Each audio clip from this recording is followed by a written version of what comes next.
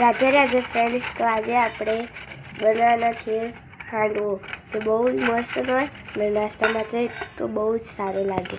તો પહેલાં આપણે આવો બેસનનો ડો તો એ તૈયાર કરવાનો. એના માટે આપણે સોજી અને છાશ જોઈએ. પછી આપણે કલાક દેવાનું અડધો કલાક. અને આ એ બેસ અહીંયા લઈ લીધું મમ્મીએ. તમે 2 મિનિટ ખોલી બતાવી તો આ દેખો, આ બેસ લીધું, એમાં મરચું હળદર ને બધું નાખી દીધું. પછી અત્યારે આ ગાજર નાખી દેવાનું. લસણ ન ખાય પણ મારે લસણ ખાવાનું મૂડ નહીં, લસણ ભાવતું બી નહીં. લસણ શીખી દેવાનું મસ્ત.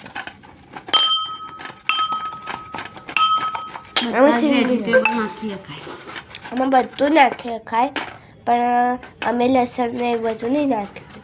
વેજીટેબલ બધા જ આવે. ખાલી ગાજર જ નાખી. ગાજર અને સિંગ ને એ બધું બહુ નહીં નાખ્યું, એટલે આ નાખી દઈએ. હવે આપણે મરચું ને હળદર નાખી દેવાની. નાખી દીધું. તમે જેટલું મરચું ખાતા હો, તમને ભાવતું એટલું નાખી શકો. એટલું બધું નાખી દેવાનું છે અને પછી તમારે બનાવી લેવાનું. સોડા નાખવાનું. સોડા, બેકિંગ સોડા જે આવે ખાવાનો સોડા, તે નાખી દેવાનું અંદર. અને મમ્મી નાખી દઈશું. તો અત્યારે અમારી જોડે છે તો અમે નાખી દઈએ. અને મમ્મી હા, નાખવો જ પડે. મને ખબર નહીં એટલે ભૂલ થઈ જાય. કેટલું નાખવાનું મમ્મી? આટલો સોડા નાખી દેવાનો. અને પછી તમને જેવું લાગે કઢાઈમાં જ બનાવે છે. આપણે પેનમાં કશું કરવાની જરૂરત નથી. તો તેલ નાખી દઈશું. પછી પછી રાઈ નાખવાનું. પછી રાઈ નાખી દેવાની અને રાઈ નાખી દેવાનું. એ તપી જાય મસ્ત.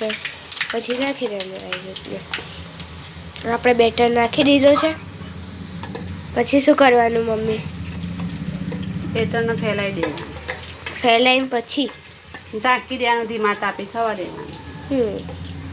બેટર ફેલાઈ દેવાનું આવી રીતના દેખો. પછી આપણે ઢાંકી દેવાનું, ધીમા તાપે થવા દેવાનું. ધીમા તાપે થવા દેવાનું. અને ગાજરનો હલવો તૈયાર છે. હવે તમે આ ગાજરનો હલવો અને હાંડવો એ બંને તૈયાર છે. તો આ ગાજરનો હલવો પહેલાં બનાવ્યો તો પછી બનાવ્યો. Tata bye bye. Like subscribe.